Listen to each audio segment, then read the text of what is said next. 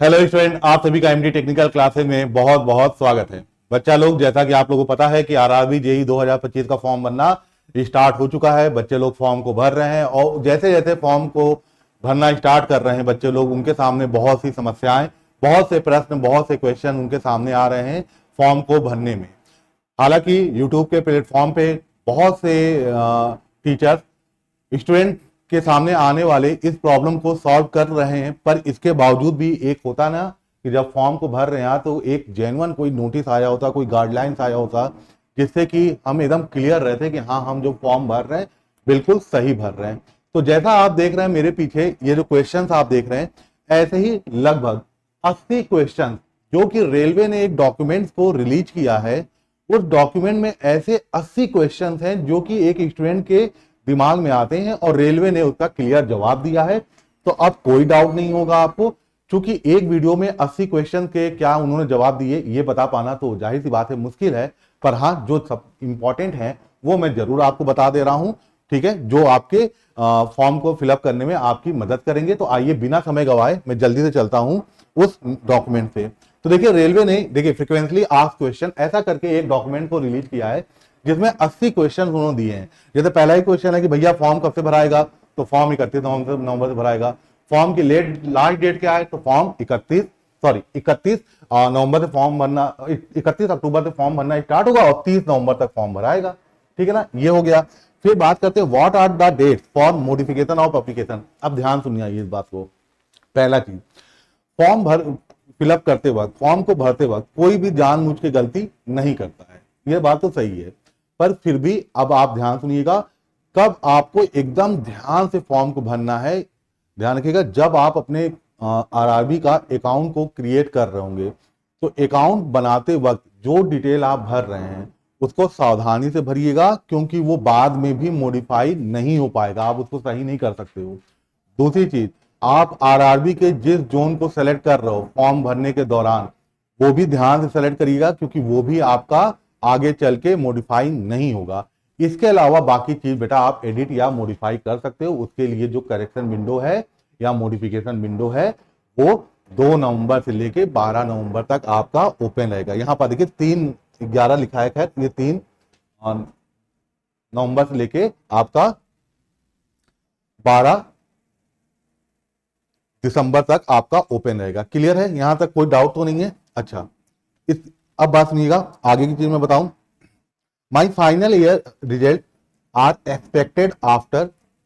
अब देखो, बहुत से बच्चे ऐसे हैं जिनका डिप्लोमा या बीटेक का फाइनल ईयर का रिजल्ट अभी नहीं आया है, उनको लग रहा है कि क्या वो फॉर्म भर सकते हैं। तो भैया देखो, अगर 30 नवंबर तक आपका फाइनल ईयर का रिजल्ट आ चुका है तो ही आप फॉर्म भर सकते हैं, अदरवाइज आप फॉर्म को नहीं भर सकते हैं। आगे देखिए क्या इंपॉर्टेंट चीज है भाई, आगे जो इंपॉर्टेंट है मैं बता दूं आपको जल्दी से।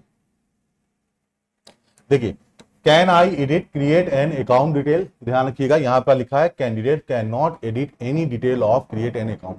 आप अकाउंट को क्रिएट करते वक्त जो भी डिटेल एंटर करेंगे उसको आप चेंज नहीं कर सकते हैं। अच्छा, यहां पर देखिए, ये मैं आपको क्या कहते हैं, ये जो भी नोटिस रेलवे की तरफ से आया है, ये डॉक्यूमेंट, ये आप आरआरबी की वेबसाइट पे जाके इंग्लिश हिंदी दोनों में उपलब्ध है।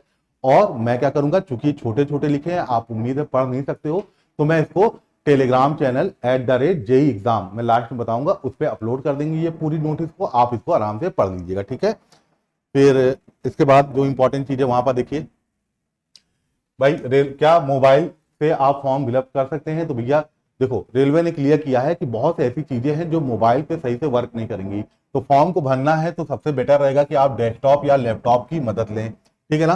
फिर उसके बाद पे लेवल क्या है, सभी को पता, लेवल 6 की है। अच्छा, what is the use of application registration number.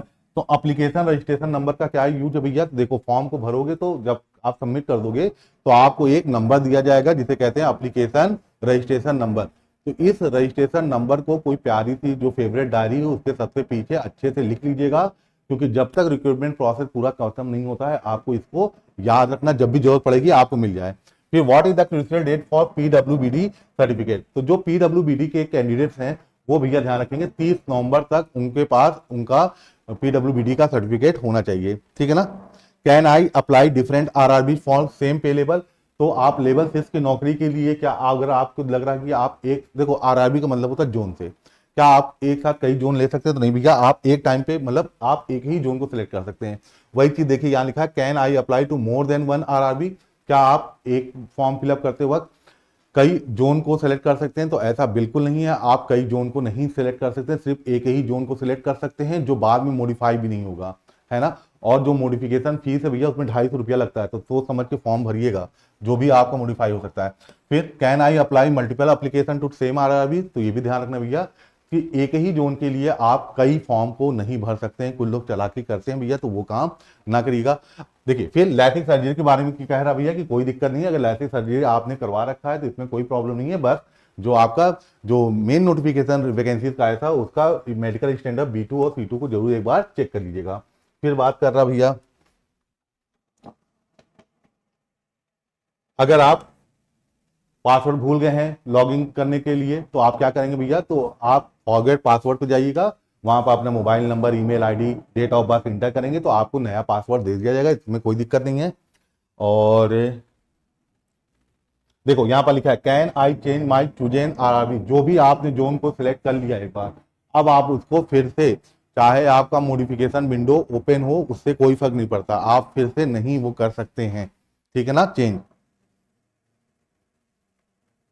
देखो can I edit my detail during application process, तो हाँ आप अपने एप्लीकेशन प्रोसेस यानी कि जब तक ये फॉर्म को भराया जा रहा है, ठीक है ना, 31 अक्टूबर से लेकर 30 नवंबर तक आप एडिट कर सकते हैं, ध्यान रखिएगा। अच्छा, अगर गलती से आपने कम्युनिटी या कास्ट का गलत आपने क्या कहते हैं सेलेक्ट कर लिया है फॉर्म को भरते वक्त, तो ध्यान रखना आप इसको मॉडिफाई या एडिट या चेंज कर सकते हो, कब, जब आपका मॉडिफिकेशन विंडो, मैंने बताया था ना, जब ये ऑन होगा तो आपके 250 रुपए लगेंगे और आप इसको चेंज करा सकते हो। फिर देखो क्या है, देखो can I edit my application detail after submission of online application before making payment, यहाँ देखो क्लियर कट लिखा है, नहीं। बहुत से बच्चों को ऐसा लगता है यार कि फॉर्म भर रहे हैं, चलो ऐसा करो अभी सबमिट करो, कौन सा फीस अभी जमा कर रहे हैं, फीस जमा करने से पहले कभी भी हम लोग मॉडिफाई कर लेंगे यानी कि एडिट कर लेंगे, तो ऐसा ध्यान रखिएगा, एक बार सबमिट कर दिए तो आप सबमिट कर दिए तो जिस चीज को आप मॉडिफाई कर सकते हो उसके लिए आपको वेट करना पड़ेगा, कब, जब करेक्शन विंडो या मॉडिफिकेशन विंडो ऑन रहेगा। किन लोगों को किन स्टूडेंट को फ्री ट्रेवल अथॉरिटी यानी फ्री रेलवे पास मिलेगा, तो ये याद रखिएगा जो कैंडिडेट SC/ST के हैं उनको फ्री रेलवे पास दिया जाएगा।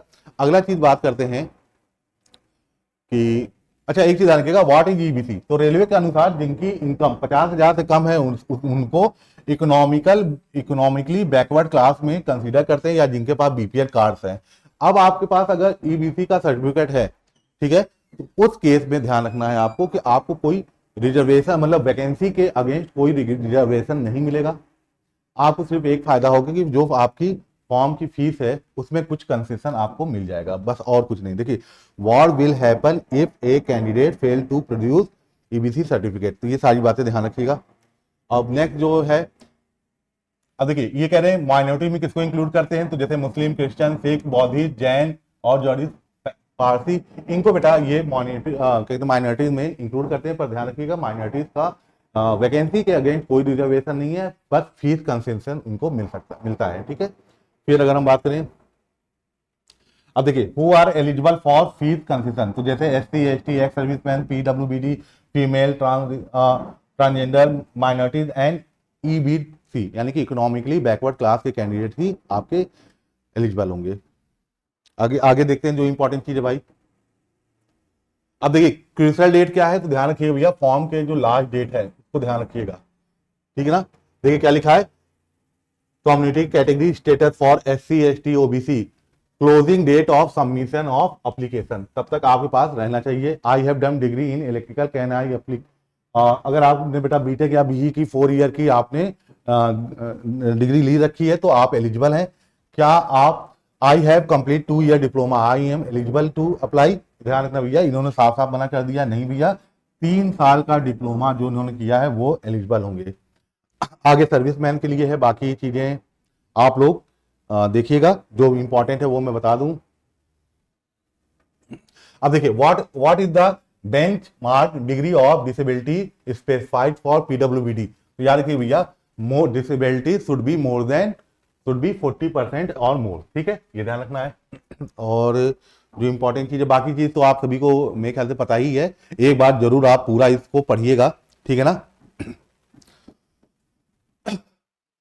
रिफंड फीस के लिए तो देखो, who are eligible for refund fees, देखो कैंडिडेट हु अटेंड फर्स्ट, जिन्होंने सीबीटी 1 का एग्जाम दिया, are only eligible for refund of fees. अब ये फीस कब रिफंड होगी इसकी जानकारी तो नहीं दी है, पर वही लोग एलिजिबल होंगे। बाकी अगर मैं चीज बताऊं तो लगभग आपने जितनी इंपॉर्टेंट चीज थी वो मैंने बता दिया,